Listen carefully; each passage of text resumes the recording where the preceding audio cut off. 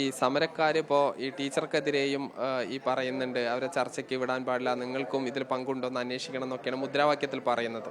അത് ധർമ്മേന്ദ്ര പ്രധാൻ രാജിവെക്കണം എന്ന് പറഞ്ഞ് നീറ്റിൻ്റെ പരീക്ഷ ചോദ്യപേപ്പർ ചോർക്കുന്നതിലൊന്നും അതായിരിക്കാം എന്ന് പറയുന്നു. ധാർമ്മിക ഉത്തരവാദിത്തം ടീച്ചർക്ക് കൂടി ഉണ്ട്. ഇല്ല, എനിക്ക് ഒട്ടും ഇതിൽ പങ്കില്ല.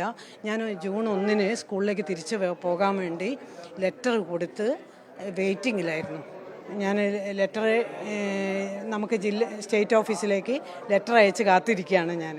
പേരാമ്പ്ര BRCക്ക് കീഴിൽ താൽക്കാലിക അധ്യാപകരായി പ്രവർത്തിച്ചിരുന്ന കീർത്തന, കാവ്യ എന്നിവരെയാണ് ലഹരിയുമായി ബന്ധപ്പെട്ട് പോലീസ് അറസ്റ്റ് ചെയ്തിരിക്കുന്നത്. ഇപ്പോൾ BPC നമ്മോടൊപ്പം ഉണ്ട്. ഇപ്പോൾ രണ്ടുപേരെയും ടെർമിനേറ്റ് ചെയ്തല്ലോ? രണ്ടുപേരെയും ടെർമിനേറ്റ് ചെയ്തു. അതായത് കീർത്തന ഈ റിമാൻഡ് ചെയ്തു എന്നറിഞ്ഞപ്പം തന്നെ നമ്മൾ തുടർ നടപടി സ്വീകരിച്ചു. പോലീസ് റിപ്പോർട്ട് മേലോട്ട് അയച്ച് 13-ാം തീയതി തന്നെ അവളെ ടെർമിനേറ്റ് ചെയ്തിട്ടുണ്ട്. ആ ടെർമിനേറ്റ് ചെയ്ത വിവരം അവളെ വനിതാ സെല്ലിൽ കൊടുത്ത് അവൾക്ക് പകരം ഒരു ലെറ്റർ നമ്മൾ ഇവിടെ സൂക്ഷിച്ചു വെച്ചിട്ടുണ്ട്. രണ്ടുപേരുടെയും ഒരു ജീവിത രീതി എങ്ങനെയായിരുന്നു പൊതുവെ ഉണ്ടായിരുന്നത്? ഇവരെ ജീവിത രീതി പൊതുവെ നമ്മളങ്ങനെ ഒരാളെ പേഴ്സണൽ ഇതിലേക്കൊന്നും കടന്ന് ചെല്ലാറില്ല. നമ്മൾ ഈ ഓഫീസ് സംവിധാനത്തിൽ അവരെത്രത്തോളം നോക്കുന്നുണ്ട്, ചെയ്യുന്നുണ്ട് എന്നാണ് നോക്കാറുള്ളത്. പറയുന്നത് അവർക്ക് വളരെ ചെറിയ ശമ്പളമാണ് ഉള്ളത്, മറ്റ് ചില ഈ പേഴ്സണൽ പ്രശ്നങ്ങളും ഉണ്ടായിരുന്നു. പക്ഷെ അവർ പുതിയ കാറുണ്ട്, വലിയ ആഡംബര ജീവിതമായിരുന്നു എന്നത്. അത് ഇവരുള്ള പൈസ കൊണ്ട് അങ്ങനല്ലേ, അങ്ങനെ ജീവിക്കുന്നവരാ. അല്ലാണ്ട് വീട്ടുകാർക്ക് കൊടുക്കുക, വീട്ടിൽ ചിലവ് നടത്തുക, അങ്ങനെയൊന്നും ഉള്ളതല്ല എന്ന് എനിക്ക് തോന്നുന്നു. ഡൈവേഴ്സിലാണ് രണ്ടുപേരും ഉള്ളത്. ശമ്പളം ഉണ്ടായിരുന്നു അവർക്ക്. അത് കീർത്തനയ്ക്ക് വെറും 13,000, 3 ദിവസമാണ് വർക്ക് ചെയ്യേണ്ടത്. വെറും 13,000. അതിൽ തന്നെ ESIൻ്റെ പിടുത്തം കഴിഞ്ഞ് 11,000 അവർക്ക് കൈ കിട്ടുന്നത്. കാവ്യയ്ക്ക് ഏകദേശം 25-ൻ്റെ അടുത്താണ് കിട്ടുന്നത്. ഇതൊക്കെ SSK സാലറി നിജപ്പെടുത്തിയതാണ്. ആ സാലറി പ്രകാരമാണ് അവർക്ക് സാലറി കിട്ടുക. ഇവർ ഈ നിരന്തരം ഈ ബംഗളൂരുവിലേക്കൊക്കെ യാത്ര ചെയ്തിരുന്നു എന്ന് പറയപ്പെടുന്നുണ്ട്. അത് എന്തിനാണ്? അങ്ങനെ എന്തെങ്കിലും വിവരമുണ്ടോ? ഇവരെ കീർത്തനേൻ്റെ ബന്ധുക്കൾ ആരോ ഉണ്ട് അവിടെ, ഏച്ചിയോ അനിയത്തിയോ ആരോ ഒന്നുണ്ട്. അവരുടെ അടുത്തേക്ക് പോകുന്നു, അപ്പോൾ ഇവരെ കൂട്ടുന്നു, അങ്ങനെയൊക്കെയാണ് നമ്മൾ അറിഞ്ഞിട്ടുള്ളത്. ഇനി കീർത്തന അറസ്റ്റ് ചെയ്തതിന് ശേഷം ടീച്ചർ തന്നെ ഇവിടെ ഒരു മീറ്റിംഗ് വിളിച്ചിരുന്നല്ലോ, അന്ന് കാവ്യ വന്നിരുന്നു? അവരുടെ പ്രതികരണം എങ്ങനെയായിരുന്നു? ഈ കാവ്യ വന്നിരുന്നു, ഓട്ടിസം സെൻറ്ററിൽ കാവ്യ വന്നിരുന്നു.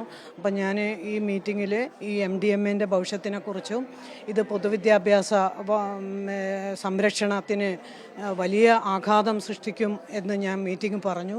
ഇനി ആരെങ്കിലും ഇതിൽ പങ്കുണ്ടെങ്കിൽ ഉടനെ റിസൈൻ ചെയ്ത് ഈ സിസ്റ്റത്തിൽ നിന്ന് മാറണം എന്ന് ഞാൻ പറഞ്ഞിട്ടുണ്ടായിരുന്നു. ഞാൻ ഇടയ്ക്ക് ഈ കാവ്യനെ നോക്കുന്നുണ്ടായിരുന്നു.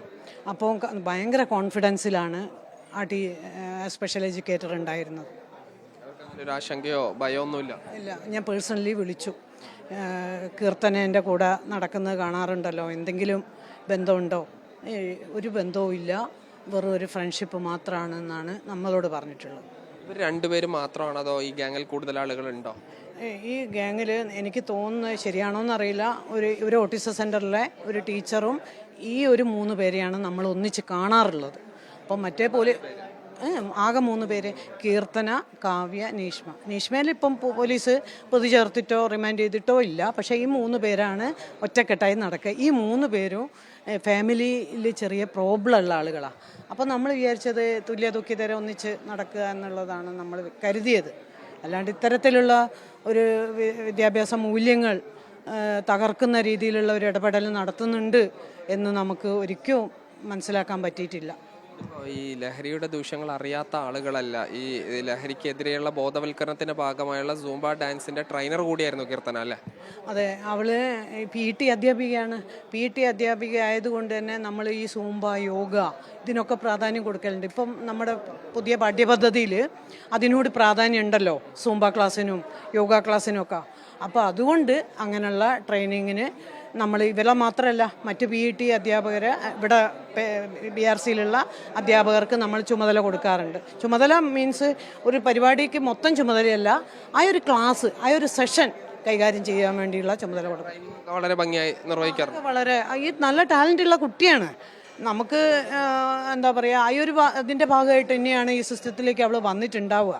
2016 കുന്നുമ്മൽ BRCയിലാണ് ഇവള് ജോയിൻ ചെയ്തിട്ടുള്ളത്. അത് കഴിഞ്ഞ് പന്തലായനി BRCയിലേക്ക് പോയിട്ടുണ്ട്. 2022 ഇവിടെ വന്നിട്ടുള്ളത്. ഞാനിവിടെ ജോയിൻ ചെയ്യുന്നത് 2023 മാർച്ചിലാണ്. ഡാൻസിനിടെ ഇവരുടെ പോക്കറ്റിൽ നിന്ന് ഒരു സിഗരറ്റ് വീണിരുന്നു, അത്തരം പരാതികളൊക്കെ നൽകിയിരുന്നു എന്ന് സമരക്കാർ പറയുന്നുണ്ട്. അങ്ങനെ ഉണ്ടായിരുന്നു? അതായത് ഈ കീർത്തന ഈ ഡാൻസ് കളിക്കുന്നതിനിടെ പോക്കറ്റിൽ നിന്നൊരു സിഗരറ്റ് തെറിച്ച് വീണിരുന്നു, അങ്ങനെ പേരൻസ് ഇവിടെ പരാതി അറിയിച്ചിരുന്നു എന്ന് പറയുന്നുണ്ട്. അത് ശരിയാണോ? ഞാനിപ്പോൾ നിങ്ങൾ പറഞ്ഞിട്ടാണ് അറിയുന്നത്. ഞാനറിയില്ല, ഞാൻ അറിഞ്ഞിട്ടേ ഇല്ല. ഏതെങ്കിലും പരാതി കാവ്യക്കോ കീർത്തനയ്ക്കെതിരെ നേരത്തെ വന്നിരുന്നോ? ഈ കീർത്തനേൻ്റെ വിഷയത്തിന് ശേഷം കുറച്ച് രക്ഷിതാക്കൾ ക്ലാസ് മര്യാദയ്ക്ക് കിട്ടുന്നില്ല ടീച്ചറെ എന്ന് പറഞ്ഞ് വിളിച്ചപ്പോൾ ഞാൻ പറഞ്ഞു ഞാൻ അങ്ങോട്ട് വരുന്നു. അത് നൊച്ചാട് പഞ്ചായത്തിലായി സ്കൂളിൽ, ഞാൻ അങ്ങോട്ട് വരുന്നു എന്ന് പറഞ്ഞു. അങ്ങനെ രക്ഷിതാക്കളുടെ അടുത്തുനിന്ന് ഞാൻ പരാതി എഴുതി വാങ്ങി. ആ പരാതി എഴുതി വാങ്ങിയതിന് ശേഷം ഇവളെ വൈകിട്ട് വിളിപ്പിച്ചു. എന്താണ് നിൻ്റെ പേഴ്സണൽ ഇഷ്യൂ എന്ന് ചോദിച്ചു.